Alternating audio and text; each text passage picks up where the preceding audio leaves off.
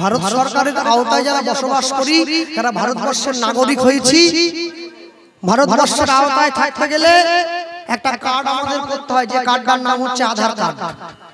আধার card যদি না থাকে কোনোদিন আপনি ভারতের নাগরিক হতে পারবেন না। তাহলে একটা সরকারের কাছে থাকতে গেলে আধার কার্ড করেছেন, গোটা বিশ্ব জগতের মূল আধার যে, তার চরণেও থাকতে গেলে একটা কার্ডের দরকার হয়। সেটা করেছেন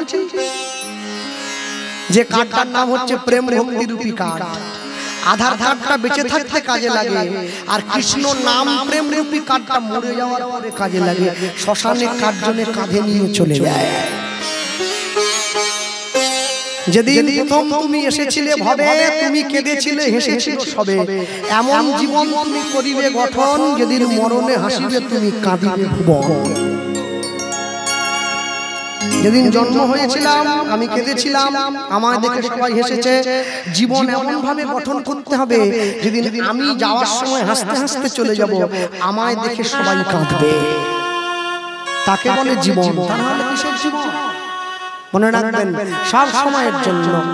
মনুষ্য জাতি, মনুষ্য সৃষ্ট সমাজে আস্তে বর্তমান দিনে তো শিক্ষিত ছেলে মেয়ে প্রচুর দেখা যায়, ঘরে ঘরে একটা একটা করে।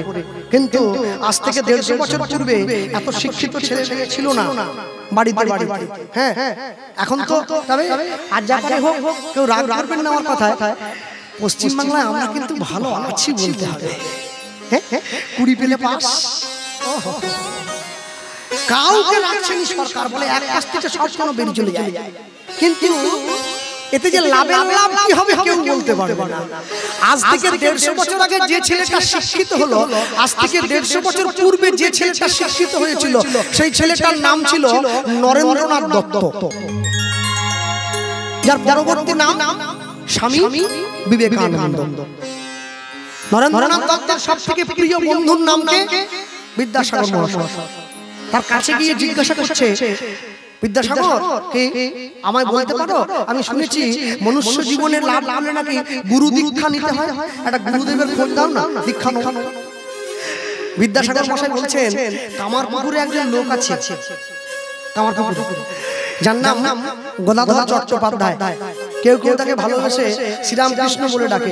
তুমি যদি তার কাছে যাও না, দীক্ষা নেবে, সে লোককে দীক্ষা দেয় আমি শুনেছি। না না না, কি বলি, আমি একটা গ্র্যাজুয়েট পাস করা ছেলে, আমি যাবো কিনা একটা মূর্খের কাছে দীক্ষা নিতে? কি বললে? মূর্খ বললে।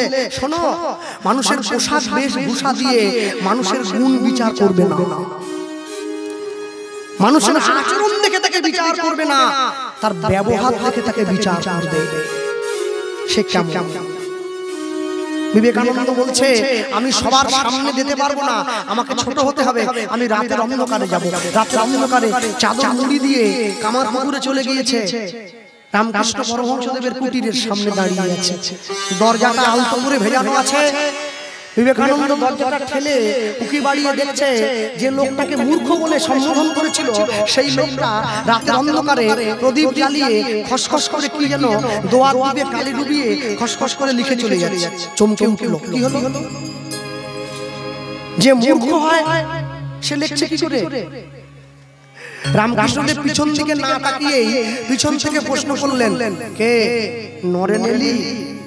ঠাকুর, তুমি আমায় দেখতে পেয়েছো? পাবো না রে, পাবো না।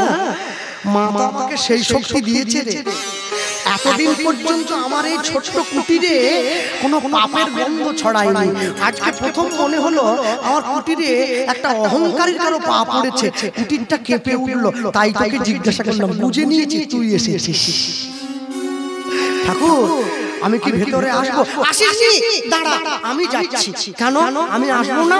না ওরে, তুই কুটিরের বাইরে এসেছিস, কুটিরটা কেঁপে গেল, ভেতরে ঢুকলে যদি কুটিরটা আবার ভেঙে পড়ে, আমি তো গড়তে পারবো নি রে। তুই দাঁড়া, আমি আসছি। ছুটে বাইরে বেরিয়ে এসেছে। ঠাকুর, আমাকে যে বিদ্যাসাগর বললো তুমি লিখতে জানো না, তাহলে খসখস করে কি লিখছেন? ওরে পাগল ছেলের কথা শোনো, তুই বিদ্যাসাগরের মুখের কথা শুনে আমায় বিচার করলি, আমার কাছে এলি বাবা। কি জন্য এলি? ও ঠাকুর, দীক্ষা নেব বলে এসেছি। ও বড় কঠিন জিনিস রে, নিবি বলে ছুটে এলি, হাত ধরে গঙ্গার পাড়ে নিয়ে গেছে। নরেন, তাকিয়ে দেখো গঙ্গা দিয়ে কি যাচ্ছে ঠাকুর, এই তো হাতে টানা ডিঙি নৌকাগুলো চলে যাচ্ছে। বাহ, আর ওই দূরে কি যাচ্ছে? কেন মেশিন লাগানো স্টিমার গুলো যাচ্ছে। নরেন, এই নৌকাগুলো এখান থেকে চন্দননগর যেতে কত সময় লাগবে রে? ও ঠাকুর, ও তো হাতে টানছে তো ঘন্টা 5 লেগে যাবে, বুঝলে? আচ্ছা বলতো স্টিমার গুলো কত সময় লাগবে? ও ঠাকুর, মেশিনে চলছে তো ঘন্টা 2-1 মধ্যে পৌঁছে যাবে। নরেন, এবারে বলতো বাবা, স্টিমারের সঙ্গে যদি নৌকাটা দড়ি দিয়ে বেঁধে দেয় তাহলে নৌকাটা কতক্ষণ সময় লাগবে? বিবেকানন্দ উত্তর দিচ্ছে, ও ঠাকুর, এই জন্য লোকে তোমায় পাগল বলে। কেন? স্টিমারে মেশিন বসানো আছে, স্টিমারের সঙ্গে নৌকাটা দড়ি দিয়ে বেঁধে দিলে স্টিমারটা যে সময় চন্দননগর যাবে নৌকাটা সে সময় যাবে। এটা তুমি বোঝো না? রামকৃষ্ণ পরমহংসদেব বলছে, আমি তো বুঝি রে শালা, তুই তো বুঝিস না। কেন আমি বুঝি না? কেন বুঝিস না? গুরুর দেহটা হচ্ছে স্টিমার রে, ওতে কৃষ্ণ নামের মেশিন বসানো আছে। আর শিষ্যের দেহটা হচ্ছে নৌকো, ওটা সংসার সাগরে হাতে টেনে ডিঙির মতো চলে যাচ্ছে। একবার যদি গুরুদেবের দেহের সঙ্গে ভক্তিরূপী দড়ি দিয়ে শিষ্যের দেহটা বেঁধে দিতে পারিস না, গুরুদেবের সঙ্গে সঙ্গে ওই শিষ্যের নৌকারূপী ছোট ছোট তরিটাও গোবিন্দ চরণে পৌঁছে যাবে। যেই বলেছে একবারে সোজা গিয়ে রামকৃষ্ণের পায়ে পড়ে গেছে। ঠাকুর, আর প্রশ্ন নয়, এবার আমাকে উদ্ধার করো। আমি জানি তো বিপদে পড়লে তবেই তো মানুষ ডাক্তারের কাছে যায়, না হলে কেন যাবে? কানে মন্ত্র দিয়ে দিয়েছি। রামকৃষ্ণ পরমহংসদেবের আশীর্বাদ মাথায় নিয়ে যে ছেলেটা আমেরিকার চিকাগো ধর্মসভায় গিয়েছিল কথা বলার জন্য, গোটা ভারতবর্ষের মানুষের সম্মানকে উঁচু করেছে। আমেরিকার বিশ্ব হিন্দু ধর্ম সম্মেলনে গিয়ে, বিশ্ব ধর্ম সম্মেলনে গিয়ে তিনি গোটা ভারতবাসীকে সম্মানের জায়গায় উত্তীর্ণ করেছেন। বিবেকানন্দ সম্মান পাওয়ার পর বসে রয়েছেন রাস্তার পাড়ে, সন্ন্যাসী হয়েছেন, গেরুয়া পোশাক, মাথায় পাগড়ি, পায়ে কাঠের তৈরি খড়ম। মানুষে এসে যে যা ভালোবাসতে দিয়ে চলে যাচ্ছে, যা যা ভালো লাগলো দিয়ে গেল। হ্যাঁ হ্যাঁ, কিন্তু একজন মেয়ে এসে বিবেকানন্দকে বলছে, ঠাকুর একটা কথা বলবো কি, আমি আপনাকে বিয়ে করতে চাই। বিবেকানন্দ বলছে, মা আমার দিকে তাকিয়ে দেখো, আমি তো সন্ন্যাসী, আমি বিয়ে করব না, গেরুয়া পোশাক পরেছি, আমার ব্রহ্মচর্য নষ্ট হয়ে যাবে বিয়ে করলে। যেই বলেছে মেয়েটা কাঁদতে কাঁদতে ফিরে চলে যাচ্ছে। বিবেকানন্দ ডেকে বলছে, মা এই জগতে এত এত মানুষ থাকতে তুমি আমায় বিয়ে করতে চাইছো কেন? মেয়েটি উত্তর দিচ্ছে, তোমায় কেন বিয়ে করব জানো? এমনি নয়, তোমার ঔরসে তোমার মতো একটা তেজস্বী সন্তানের মা হব আমি। আমার ছেলে যখন রাস্তা দিয়ে হেঁটে চলে যাবে, লোককে ডেকে দেখাবো বিবেকানন্দের ছেলে হেঁটে যাচ্ছে, তোমরা দেখো। হ্যাঁ, মনে রাখবেন,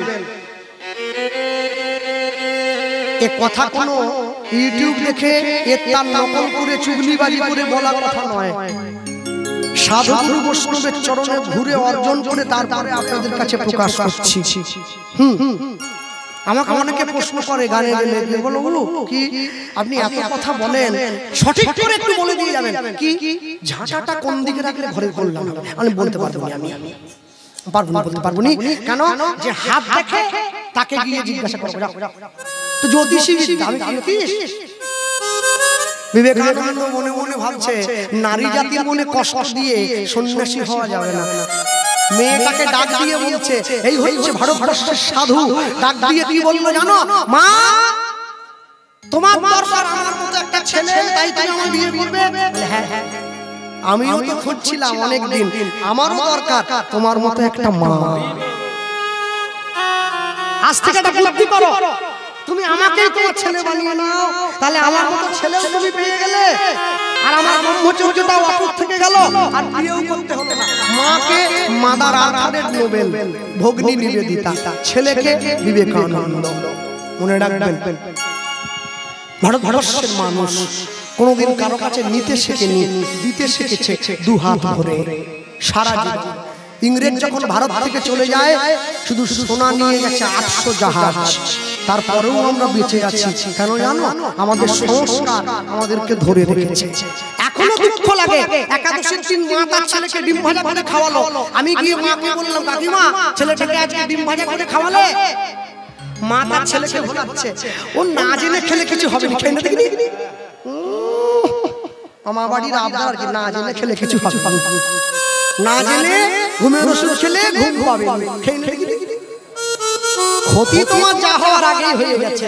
মনে রেখো, সব সময়ের জন্য ভাবিয়া করিও কাজ, করিয়া